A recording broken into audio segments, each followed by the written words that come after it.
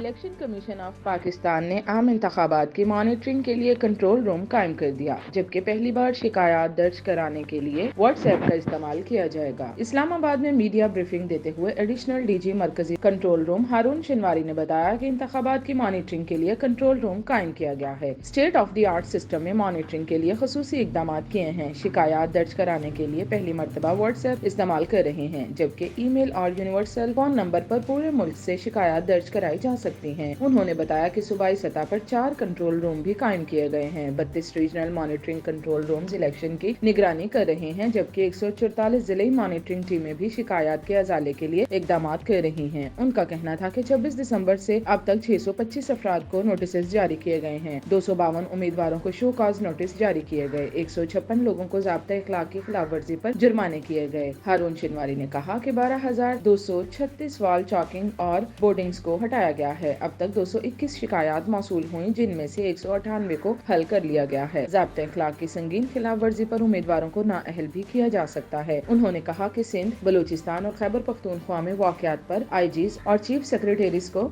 Notice जारी किए गए। 8 फरवरी को पूरी कौम की नजरें इलेक्शन कमीशन पर होंगी, जबकि जिलाई, सूबाई और मरकजी सतह पर इंतखाबात की सख्त मॉनिटरिंग की जा रही है। उनका कहना था कि अब तक ट्रायल्स पर इलेक्ट्रिक मैनेजमेंट सिस्टम की कारकर्दगी इत्मीनान बख्श रही। EMS के जरिए नताइज की तरसील की जाएगी।